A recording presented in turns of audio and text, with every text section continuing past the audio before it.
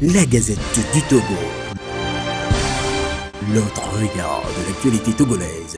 Vous écoutez Nana FM, il sonne 7h18 à Lomé. Nous vous remercions pour votre fidélité à la plus belle des radios et nous vous souhaitons la bienvenue dans le débat de Nana FM. Annoncé la semaine dernière comme les conclusions de l'espoir, ayant le mérite d'avoir déblayé le terrain pour la mise en œuvre des réformes politiques, les recommandations de l'atelier du HCOM sont visiblement en train de prendre une autre tournure. Les participants, acteurs de la classe politique, étant d'un point de vue divergent sur un certain nombre de supposés acquis lors du dit atelier. Alors, qu'en est-il de la société civile? Reste-t-elle trop discrète sur cette question des réformes? C'est d'ailleurs le thème de ce débat. Et pour en parler, nous sommes avec Spero Maoulé. Il est le président du CACIT, le collectif des associations de lutte contre l'impunité au Togo. Bonjour, monsieur Maoulé. Bonjour. Vous avez participé à cet atelier et le débat se fera également avec vos auditeurs qui pouvaient réagir dès maintenant via la page Facebook de Nana FM et dans une vingtaine de minutes par téléphone sur le 23 20 63 49 ou le 91 09 71 71 avec Antoine Tété-Oméni à la mise en onde. Je suis Antoine Afanou. La société civile togolaise reste-t-elle trop discrète sur la question des réformes politiques au Togo? C'est le thème du jour.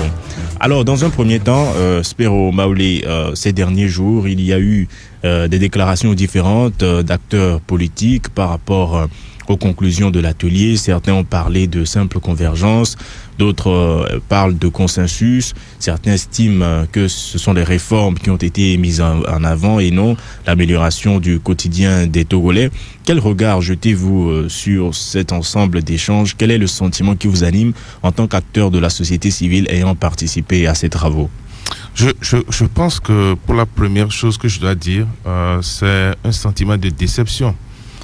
Parce que vers la fin des travaux dans la salle, tous les acteurs qui étaient présents semblaient unanimes sur ce qui a été fait. Et ils semblaient privilégier le consensus et ils ont fait vœu pieux, peut-être, ou vœu vrai, que à la sortie de cette salle-là, les choses iront autrement.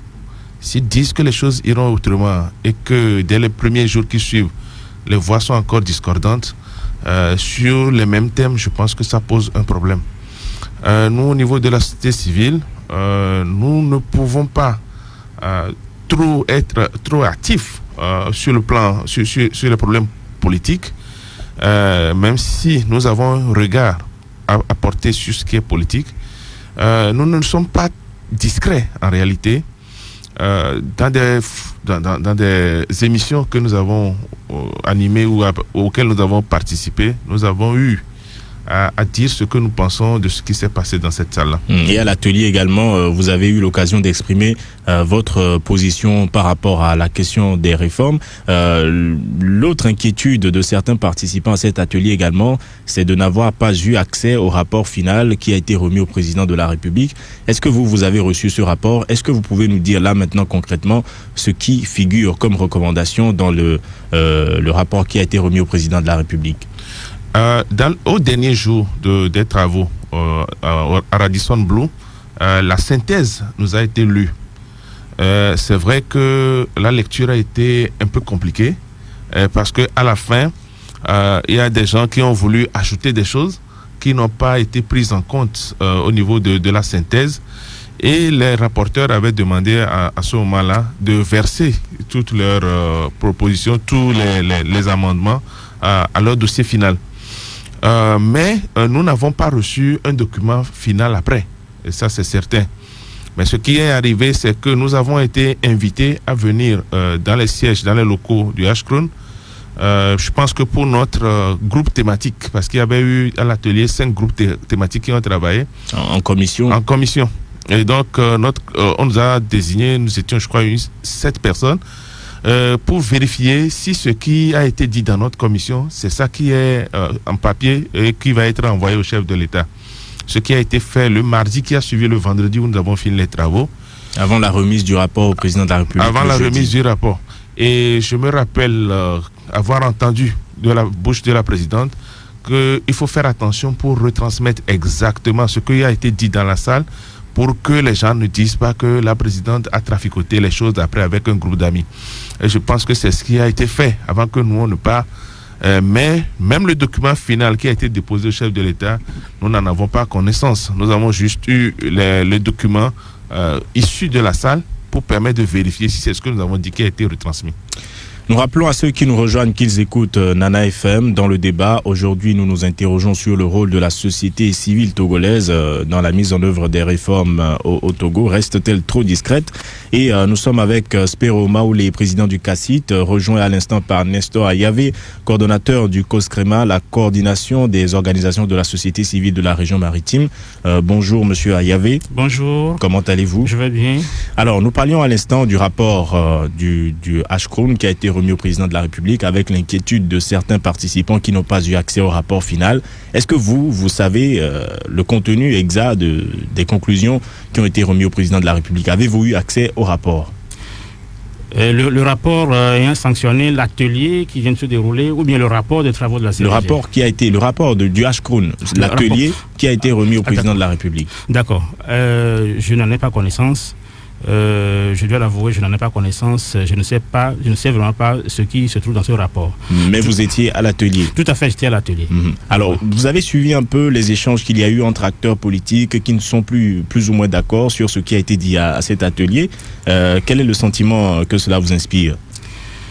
À vrai dire, ayant participé à cet atelier de bout en bout, moi plutôt je l'ai trouvé assez instructif et constructif.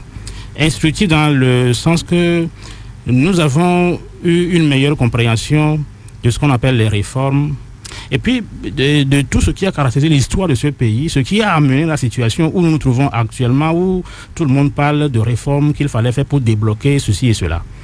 Je l'ai trouvé également constructif dans la mesure où des propositions concrètes ont été formulées et on sait exactement maintenant ce qu'il faut faire en termes de réformes, comment le faire et qui doit faire quoi pour que ça puisse se concrétiser. Alors, sortir de cet atelier avec les déclarations qui ont suivi, vous pensez que ces acquis sont préservés? Je le pense modestement, mais je ne peux présager de rien. Je ne peux pas dire que je suis sûr maintenant que bon, et tout est OK, tout se passera comme sur des roulets. Je ne le dirai pas parce que il y a quand même certaines conditionnalités qui sont là et qui doivent être remplies. Et ça se trouve entre les mains des plus hauts décideurs de ce pays. Et donc, je crois que dans le courant de l'émission, nous allons peut-être y revenir. Mais je voudrais quand même ajouter que j'ai comme un sentiment de dégoût. Après l'atelier, quand je suis les émissions, j'ai comme l'impression qu'on est encore plus divisé, c'est-à-dire à suivre les émissions depuis le 15 juillet où l'atelier était terminé. Avec les déclarations de différents acteurs qui ont participé. Franchement, moi j'éprouve un sentiment de dégoût. Ça me dégoûte franchement d'entendre les gens s'exprimer de la sorte. C'est-à-dire qu'on dirait qu'il y a encore deux camps qui s'affrontent maintenant. Il y a ceux qui croient qu'on ne doit pas du tout aller à cet atelier. Et si quelqu'un y est allé, c'est un diable. Et l'autre camp qui pense qu'on doit y aller. Si quelqu'un n'est pas venu, il est le diable. Franchement, quand on se trouve dans cette situation, permettez que je dise que j'ai un sentiment de dégoût. Alors, est-ce que vous comprenez quand même, Spero Maoulé, ceux qui estiment, des participants, qu'on devrait leur transmettre le rapport final avant qu'il ne soit remis au président de la République? Comme ça, tout le monde sait ce qui s'y trouve. Et Nestor Ayavé n'aurait pas à dire, par exemple, qu'aujourd'hui, il ignore ce qui y est. Oui, moi aussi, je l'ai dit tantôt. Je dis, jusqu'au mardi qui a suivi, je sais ce qu'il y a dedans. Maintenant, après le mardi, entre le mardi et le jeudi, je ne sais pas. Mais je fais confiance à l'honnêteté des membres du Ashkroun pour dire que c'est exactement ce qui a été vérifié le mardi, qui a été transmis. Maintenant, au-delà de ça, je pense que c'est tout à fait normal que quand vous avez participé à une séance de travail, que les conclusions vous soient remises. Parce qu'il faut savoir si c'est ce que nous avons estimé, avoir dit ensemble, qui a été remis à celui qui a commandité le travail. Et ça, c'est tout à fait légitime de réclamer cela.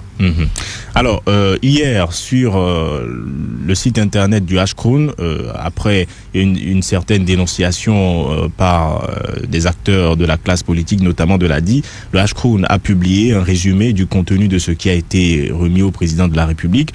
Je cite, il s'agit entre autres, les points de convergence, il s'agit entre autres des questions relatives à l'indépendance du pouvoir judiciaire vis-à-vis du pouvoir exécutif, la limitation du mandat présidentiel, le mode de scrutin, la gestion des contentieux électoraux, le contrôle de la nomination au haut poste et la déclaration des patrimoines à l'entrée et à la sortie des postes des gouvernants. Est-ce que cela traduit fidèlement ce qui a été dit à cet atelier, Nestor Ayavé?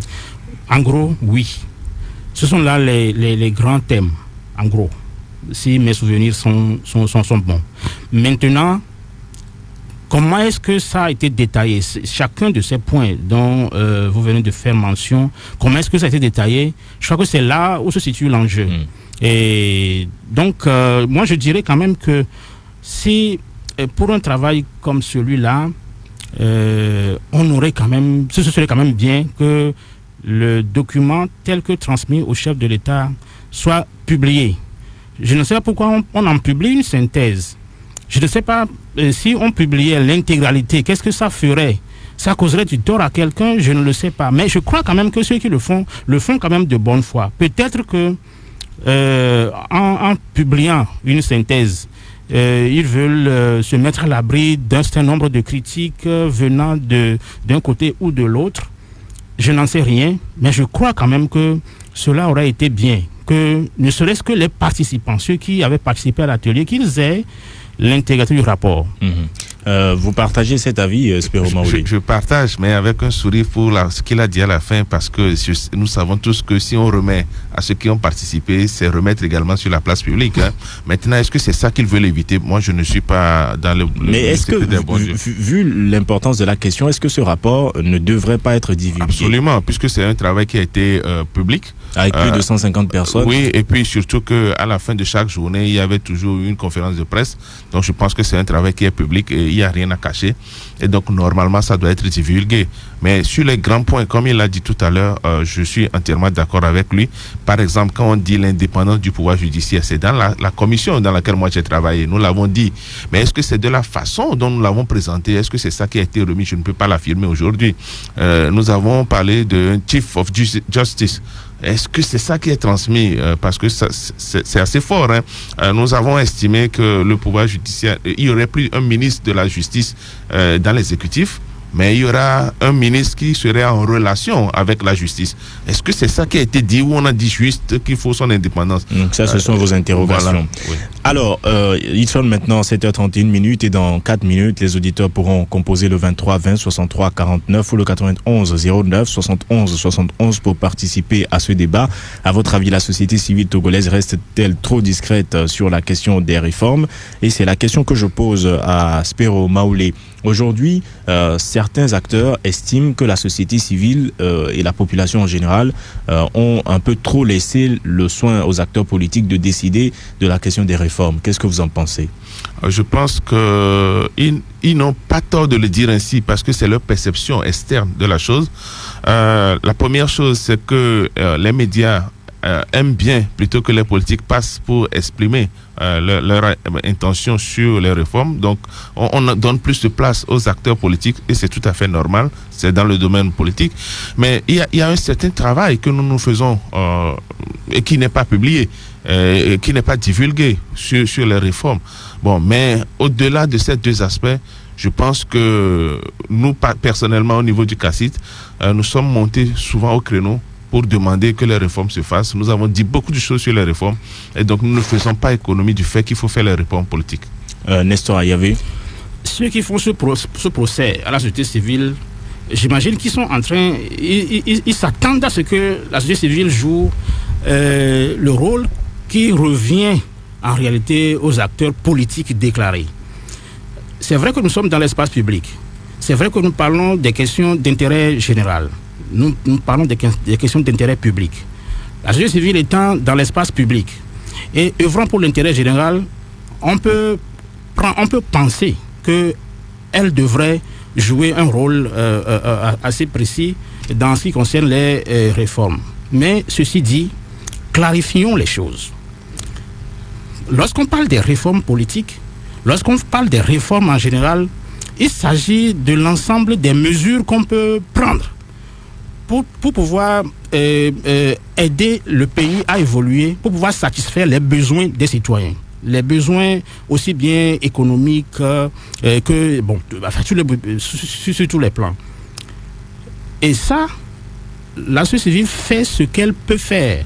c'est-à-dire attirer l'attention du décideur sur la façon dont il faut mener les politiques publiques pour que les citoyens connaissent un mieux-être. Nous le faisons et nous continuerons de le faire.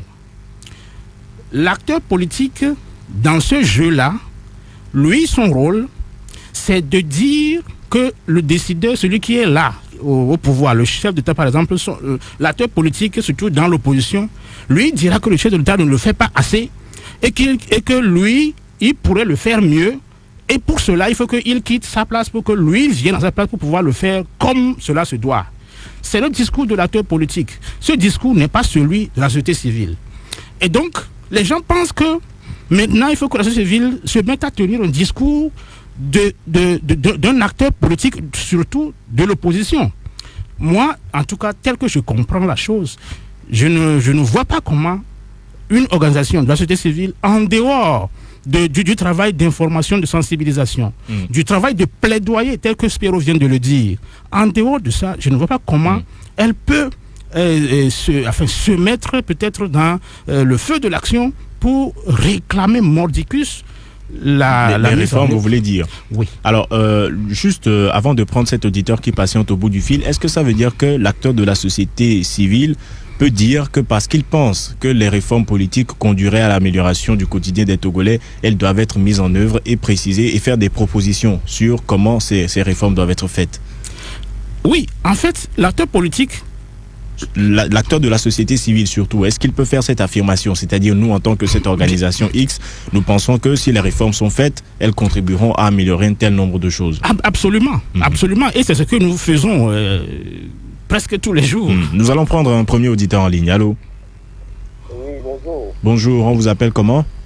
Oui, c'est Bancolé. S'il vous plaît, vous allez rapprocher le combiné de votre bouche et parler un peu plus fort. Oui, c'est Bancolé. Bancolé, vous nous appelez de... Allez-y, nous vous écoutons. Ouais, bonjour aux invités. Bonjour. Monsieur Afanou, je vous félicite parce que vous posez les bonnes questions. Et c'est clair aujourd'hui que la société civile est loin d'être discrète sur les réformes, les questions de réforme. Moi, je dirais plutôt que la société civile est complice de la situation. Parce que si ce matin on nous dit que la société civile ne doit pas se substituer aux politiques pour mettre la pression sur les décideurs, moi je me demande le rôle exact que joue la société civile dans notre pays. Alors, ils sont complices et je crois que l'histoire retiendra que nous avons au Togo des intellectuels qui ont montré leurs limites et que les politiques qui ont démissionné et la société civile, au lieu de prendre la relève, aussi non seulement démissionnent, mais est complice de ce que nous vivons dans le pays. Je vous remercie. Nous vous disons merci, M. Bancolé, d'avoir partagé votre point de vue avec nous. Un autre auditeur en ligne, allô? Oui, bonjour. Bonjour. Bonjour depuis Tokon Hôpital. Kojo depuis Tokon Hôpital. Allez-y, nous vous écoutons. Oui, bonjour les invités. Bonjour.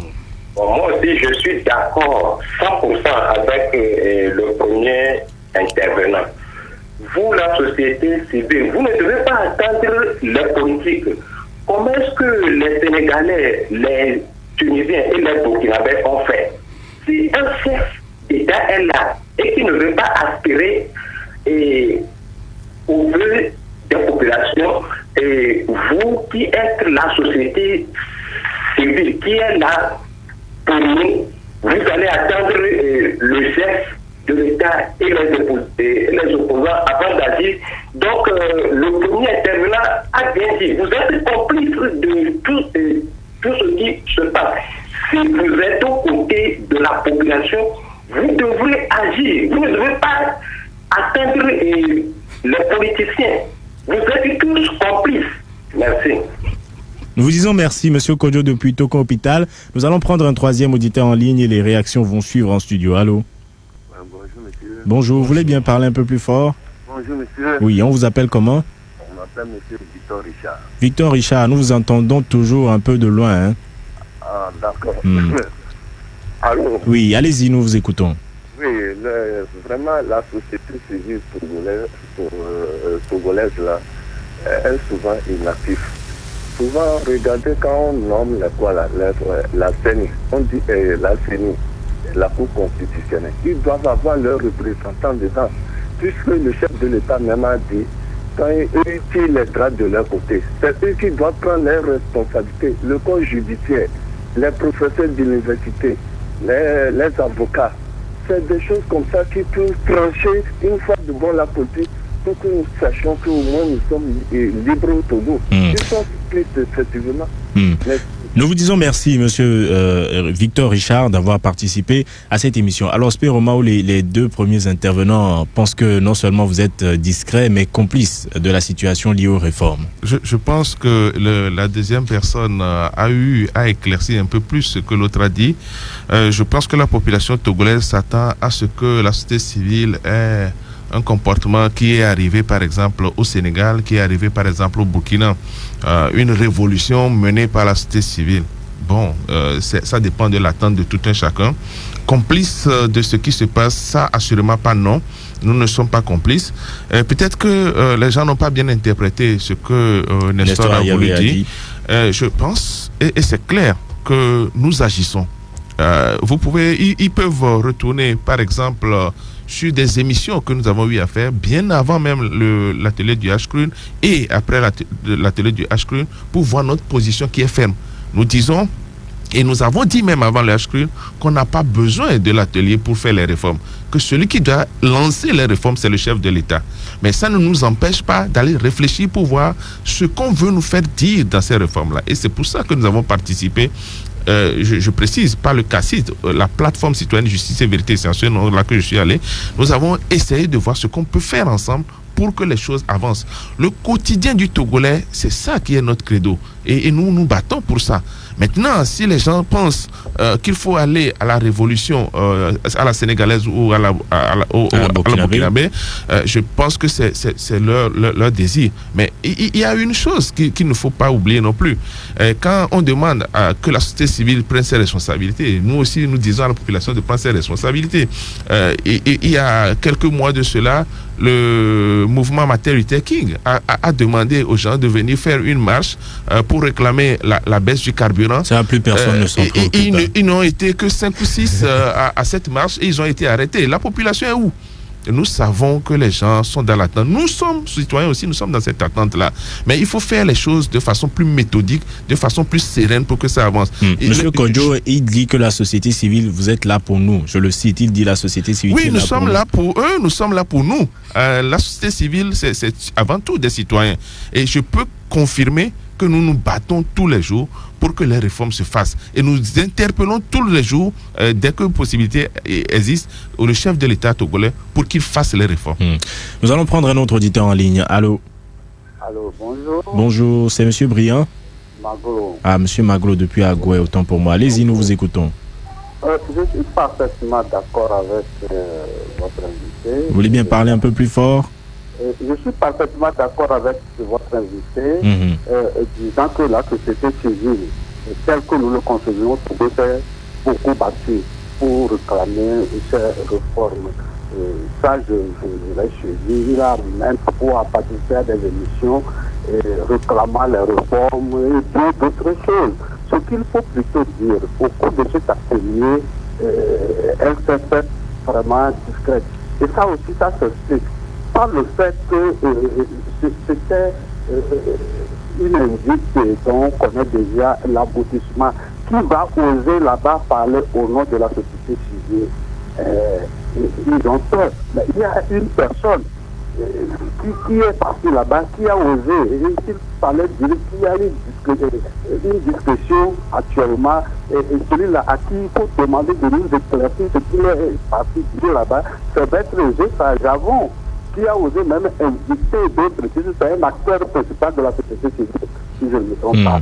Donc, il a même appelé ses collègues à venir parce que c'est très intéressant. Maintenant que ça capote, maintenant qu'on ne voit pas le bout du tunnel, j'aimerais qu'ils viennent se prononcer pour nous dire voilà.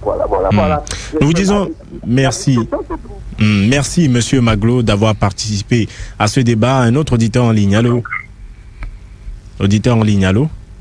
Oui, bonjour, Nana FM. Bonjour à vos invités. Bonjour. On vous appelle comment? Et moi, je pense que la société civile togolaise a tout simplement démissionné. S'il vous plaît, votre nom, s'il vous plaît. Est-ce que vous nous écoutez? Des trucs comme ça, c'est pas ça. S'il vous plaît, on vous appelle comment? De la société civile, c'est quoi? C'est de défendre l'intérêt. Je pense que notre auditeur ne nous suit pas. Nous allons prendre un autre auditeur en ligne. Allô? Allô? Bonjour. Bonjour. On vous appelle comment? C'est Coco depuis Abdon. Allez-y, Coco, nous vous écoutons. Bonjour les invités. Bonjour. Voilà, le Togo. Les gens qui sont partis à un atelier et je dis n'arrive pas à me dire ce qui s'est réellement passé. Donc, il était par le monsieur de Cassis avec Derrick Tamassi, ils étaient tous ils étaient divisés sur des points. Aujourd'hui, les représentants même qui sont partis à l'atelier, voilà ce qu'on nous dit. Moi, je voulais savoir, quand ils sont partis à l'atelier, pourquoi ils n'ont pas réussi à avoir le rapport final dans la salle avant de quitter et on leur a promis qu'on va leur remettre ça après. Alors, Monsieur Kokou, oui? Est-ce que vous pensez que la société civile togolaise est assez active par rapport à la question des réformes? Oh non, il y a certains, il y a d'autres. Vous êtes dans ce pays, il y a eu des représentants de la société civile qui ont prêté serment pour le peuple de la vérité. Ils sont partis à la Seigneur dans ce qu'ils ont déclaré.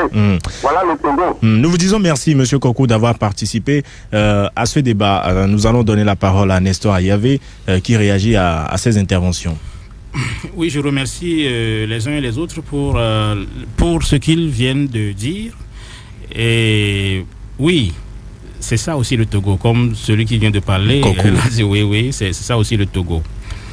Mais je crois quand même que lorsqu'on continue de dire que la société civile est démissionnée, et non seulement démissionnée, elle est complice de la situation dans laquelle nous vivons, je me dis que c'est parce qu'on ne comprend pas vraiment le rôle que doit jouer la société civile. Ou peut-être dans le peu qu'elle fait, elle n'est pas visible. Sa voix n'est pas perceptible, puisque vous êtes pour les réformes politiques également. Vous pensez qu'il faudrait limiter les mandats présidentiels? Si c'est le cas, vous le dites, comme ça, les auditeurs ils savent que la société civile n'est pas complice comme ils le pensent. Je ne pense pas. Vous m'avez déjà reçu dans ce studio plusieurs fois. J'en ai fait sur d'autres radios, etc. Lorsque l'État a mis en place des mécanismes pour pouvoir opérer les réformes, nous, en tant qu'acteurs de la société civile, nous ne pouvons pas ramer à compte courant. Nous adhérons aux conclusions de la CVJR, les recommandations qui ont été formulées et qui disent clairement le type de réforme à opérer, comment il faut le faire. Nous, on a fait pas mal d'émissions pour faire comprendre ça à la population. Alors, cet atelier qui vient d'avoir lieu, avant et après, on a quand même fait on a animé des émissions pour clarifier la chose.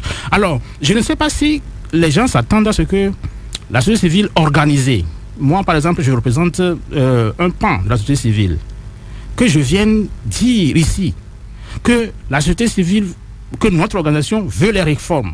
Ou pense que ces réformes avantageraient le Togo? Mais ça, on n'a plus besoin de dire ça. Parce que vous pensez que tout le monde le sait déjà? On le sait déjà.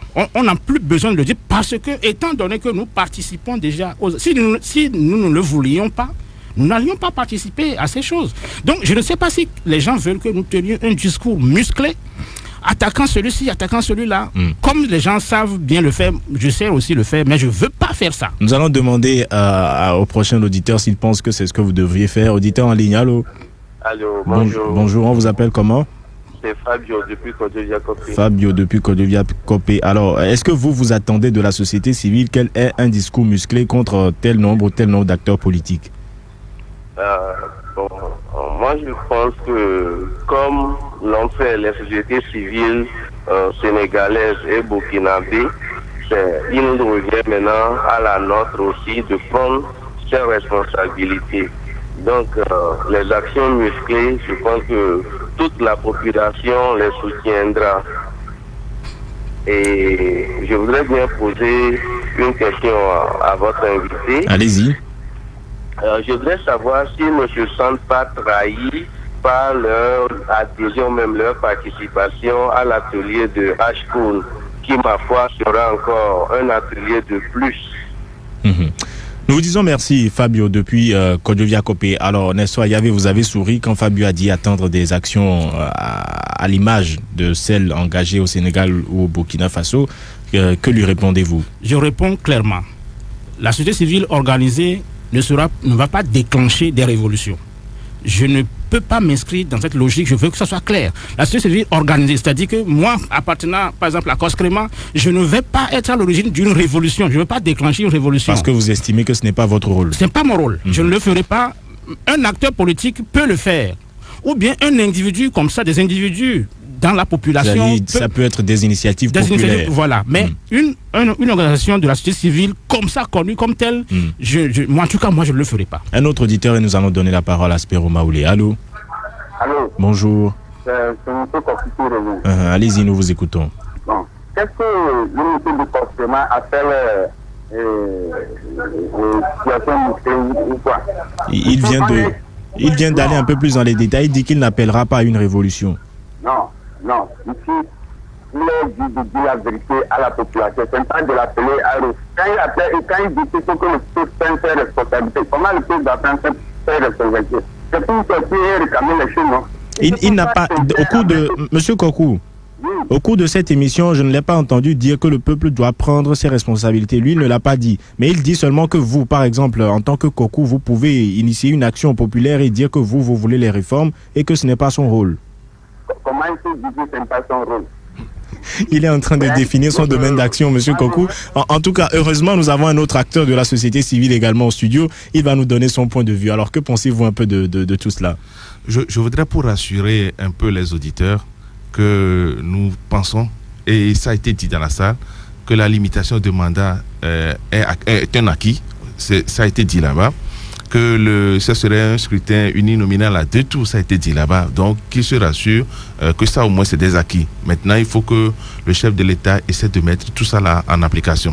Maintenant, en ce qui concerne appeler à la révolution, etc., moi, je ne serais pas aussi catégorique que mon frère Nestor pour dire qu'on ne peut pas. Le problème, c'est que le contexte togolais est vraiment différent du contexte burkinabé et du contexte sénégalais.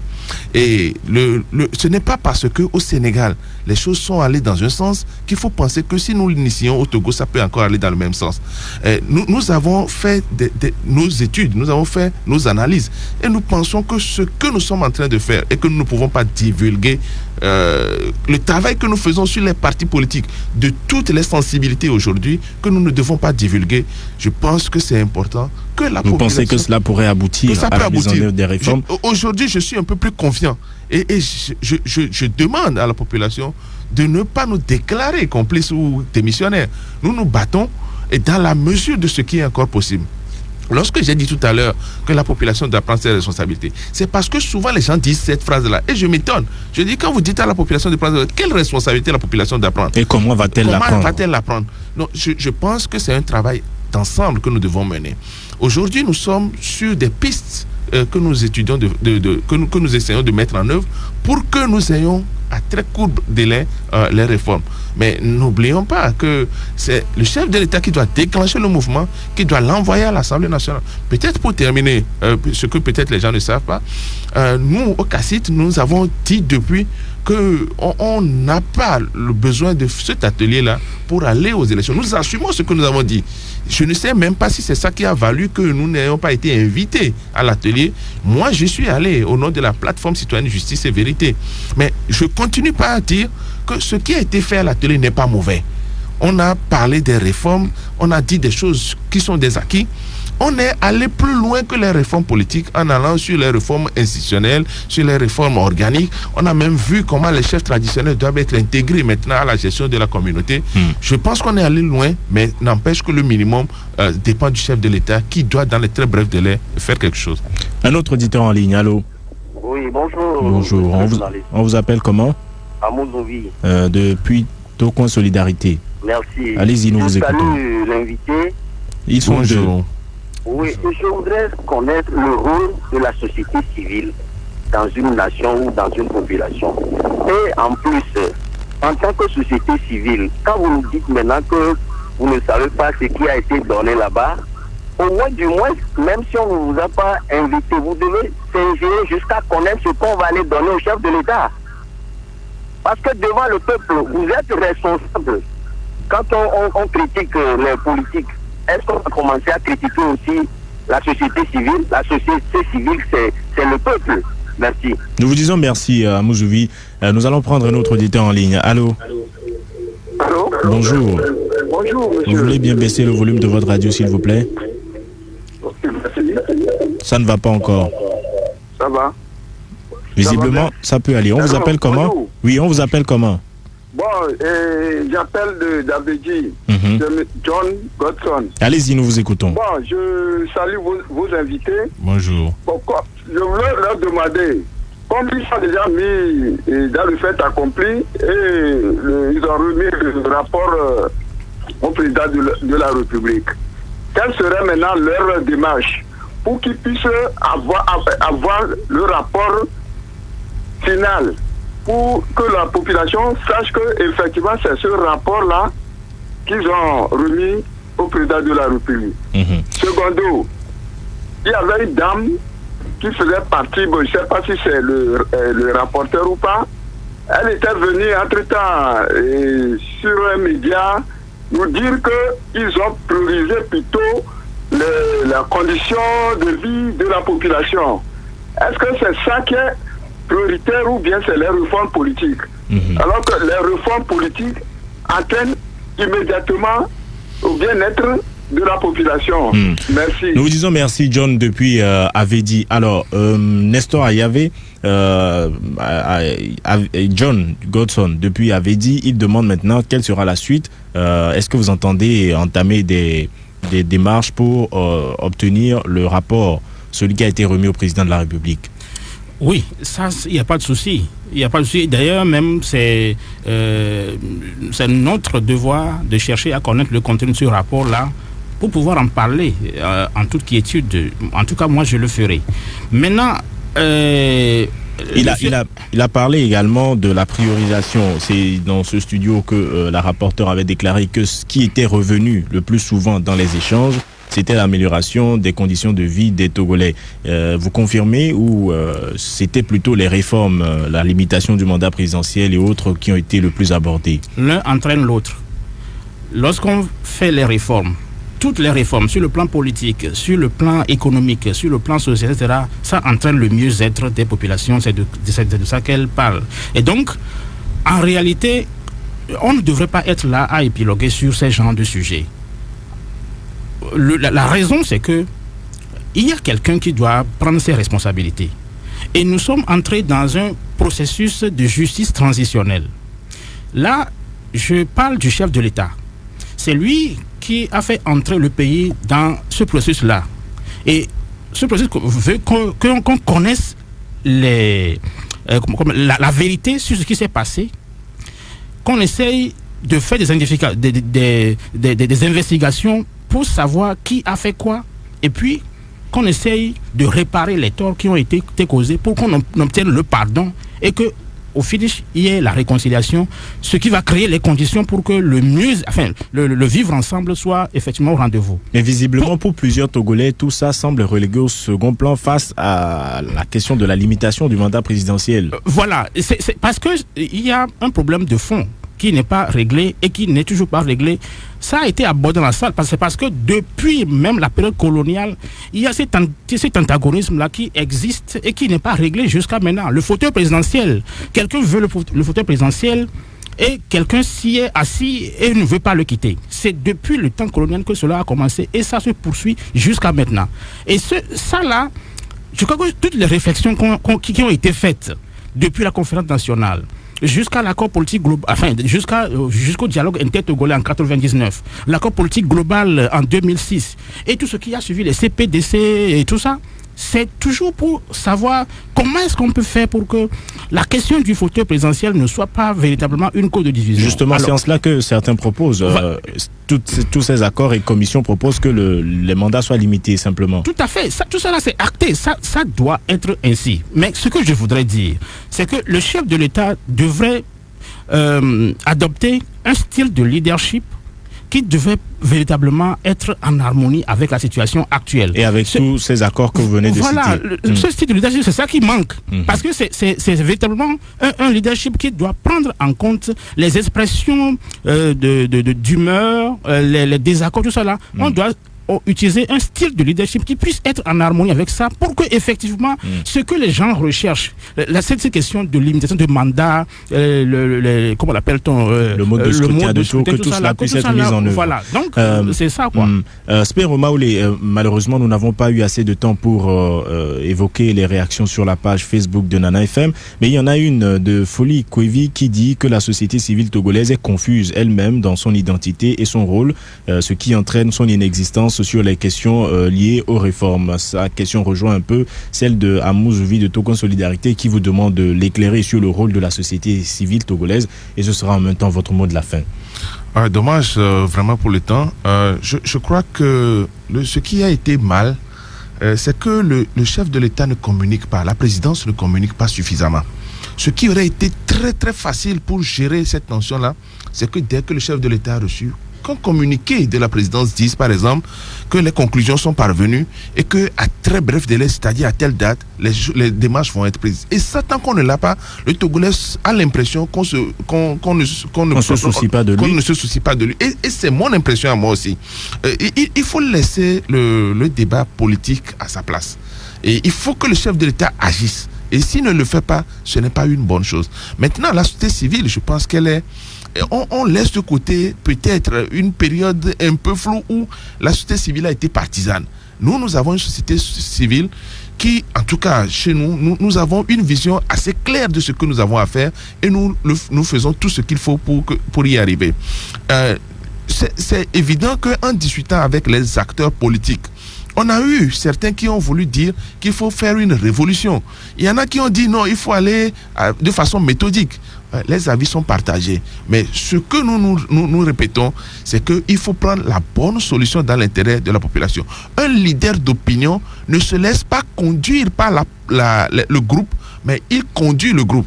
Si on se met à suivre les désidérata de la population qui veut une révolution en même temps, on risque d'aller dans un bain de sang qui ne donne pas un bon résultat. Nous pensons que la démarche que nous suivons actuellement peut aboutir si Dieu est avec nous.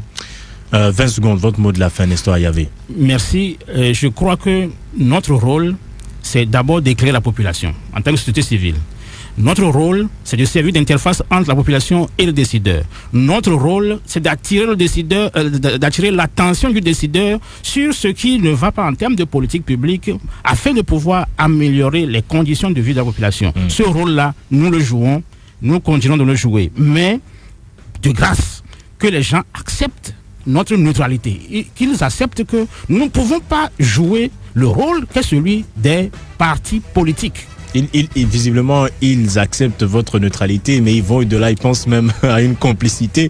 On espère qu'ils ont eu les éléments de réponse à travers vos réponses. Nous vous disons merci, Nestor Ayavé, d'avoir participé à ce débat. Je rappelle que vous êtes le coordonnateur du COSCREMA, la coordination des organisations de la société civile de la région maritime. Merci à vous, Spero Maoulé, d'avoir accepté notre invitation. Vous êtes le président du CACIT, le collectif des associations de lutte contre l'impunité au Togo. La Gazette du Togo. L'autre regard de l'actualité togolaise. Rejoignez-nous sur le www.lagazettedutogo.com ou encore sur nos comptes Twitter, Facebook et YouTube. Pour nous soutenir, merci de nous contacter à l'adresse suivante: contact@lagazettedutogo.com.